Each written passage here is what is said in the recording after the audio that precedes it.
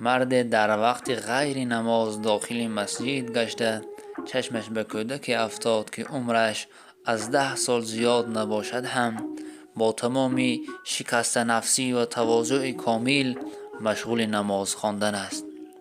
وقتی که کودک از نماز فارغ شد، مرد به نزدش رفته به او سؤال کرد. گفت: پسر جانم، تو فرزند کی هستی؟ کودک سرش را خم نمود و از چشمانش اشک جاری شد. سپس سرش را برداشته گفت: ای عمک جان، من یتیمی به پدر و مادر هستم. مرد از حال او غمگین شد و از روی دلسوزی گفت: پسر جانم، آیا تو راضی می شوی که فرزند من باشی؟ کودک گفت: اگر گرسنه مانم طعامم می دهی؟ مرد گفت: بله، البته می دهم. کودک باز گفت: اگر بی لباس مانم مرا لباس می پوشانی؟ مرد جواب داد: بله. کودک گفت: اگر بیمار شوم مرا شفا می دهی؟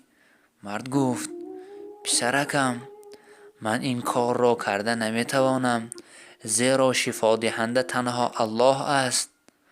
کودک باز گفت: اگر من بمیرم مرا زنده می گردانی؟ مرد گفت: برای این کار راه و روش نیست، زیرا زنده گردانیدن و میرانیدن هم در قدرت کامله او تعالی است. کودک گفت: اگر چنین است که میگویی، پس مرا بگذار به آنی که مرا آفریده است و اوست که مرا هدایت خواهد کرد.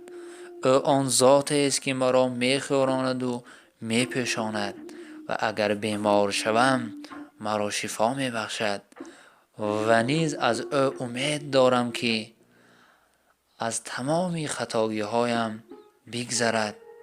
مرد از این سخنها خاموش گشته به راه برآمد و با خود می گفت: از گفته های این کودک ایمانم به خدا قوی گشت که در حقیقت درست می گوید.